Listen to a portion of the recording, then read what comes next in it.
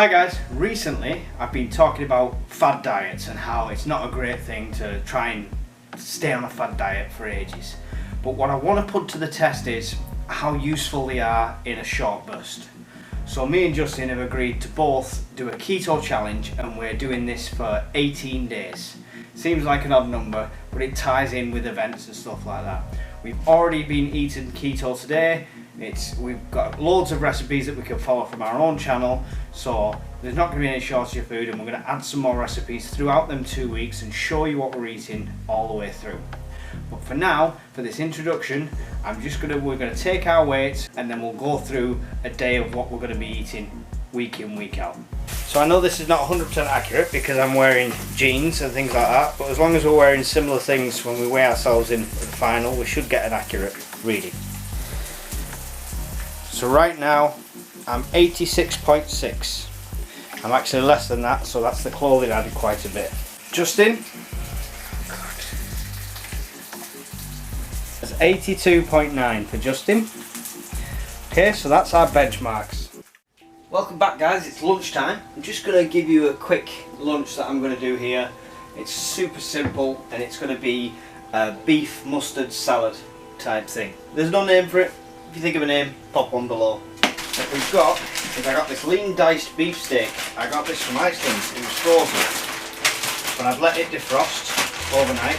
We have got our pan.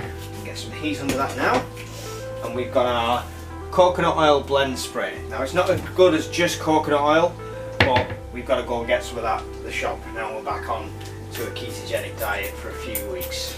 While that's heating up, we can just get our bowl. We've got some of this bistro salad, which is a mix of baby leaves and beetroot. So it's got the baby spinach in there, which I like anyway. We're going to give this a rinse off. Love doing this. So to rinse our salad, we're not going to dig out the colander. We're just going to fill the bag with cold water, let it run in there, and just pierce the bottom of the bag. Yeah, and let that run out.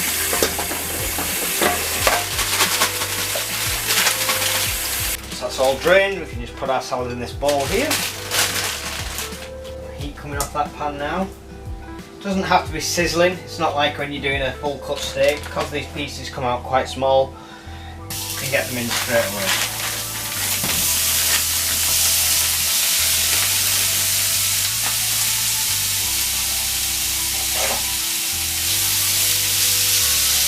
Turn the heat down a bit. Because these are frozen, we want to make sure they're getting cooked all the way through. Although we like our steak rare, because these were frozen in the middle, I'd rather cook these all the way through. Our beef's looking good. It's all about done now. See there? Take the heat off that. I've got a medium-sized tub here. Make sure that surface isn't hot. And what we're going to do is pop this in here. Now what you could do is just throw this straight on top of your salad, put your sauce on top according to taste. This stuff I've got, this is South Carolina style mustard.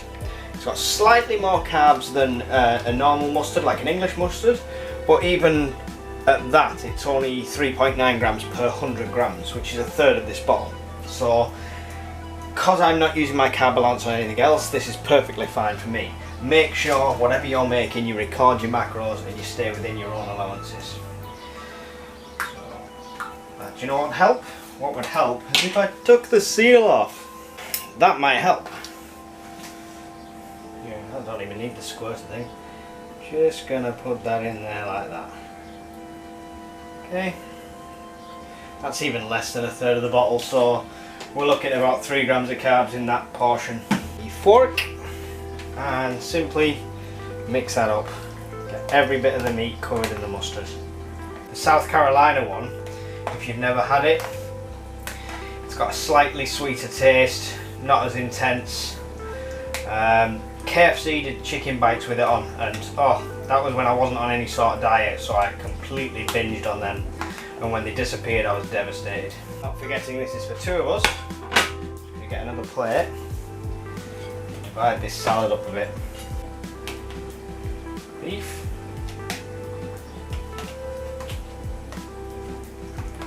To the side with this, we've got our cubed cheese. we get a block, we cut it into cubes ready, because then when you've got that snack craving, they're there just to grab a few cubes of cheese, all fits within the diet. So we're just adding 8 cubes with each of that. And there we have our quick and easy beef mustard salad with cheese. Hi guys, so you saw lunch, but we didn't put all the meals in. So today we've had eggs for breakfast, we've had the mustard beef for lunch, and we've had chicken and gammon for our tea. Snacks for the day have been some pork scratchings, which we know fit into keto, and some cubes of cheese. So I've been buying a block of cheese, cutting it up into cubes, little cubes straight away, and putting it in a tub, and then I can just grab a handful whenever I can. You remember from me speaking about snacks on a previous video, that's the key with keto.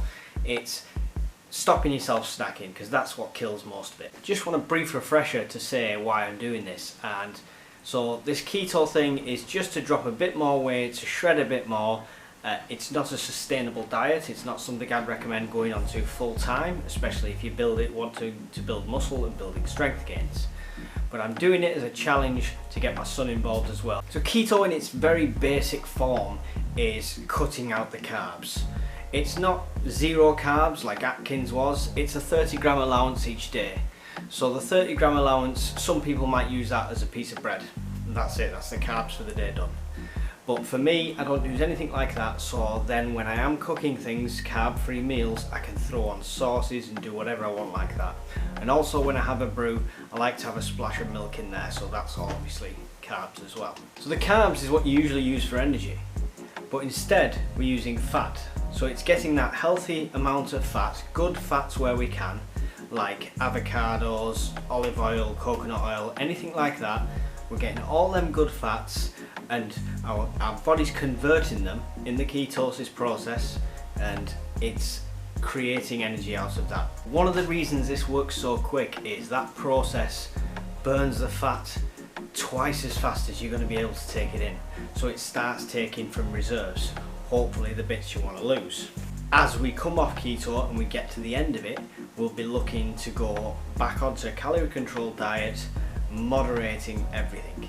But I've found when I've done these keto things, I enjoy the meals a lot. So it gets to the point where even when I'm doing a calorie controlled diet, my carbs are actually still quite low, and I've still got the energy that I need for doing the workouts. And my advice to you is simply this: just Google the word keto or keto diet, and you're going to find recipes, plans, you're going to find the flaws as well. Yeah, it's not a flawless diet, no diet is, especially when you're cutting out one of your macros massively. We've said on the video before that the keto thing was a mistake. It was only a mistake, I feel, as a sustainable lifestyle. But as a tool, as a quick weight loss tool, this is what this trial's all about. So when we get from this first day to 18 days down the road, because we've got a fixed date where we're cutting it off, and we do our weigh-ins, we'll see exactly how that's affected us. We'll also see the following week after that how much we've actually gained or changed after going off keto for a period of time. So that will tell us if it's something we can do intermittently, like fasting. So that's it. I hope it works, and I hope it's something that if you get to the end of this and it does work and it works for you, excellent. If you have any questions about it, please comment below and I'll try and answer every single one of them. Thanks for watching the video, and I'll see you all again soon. Bye.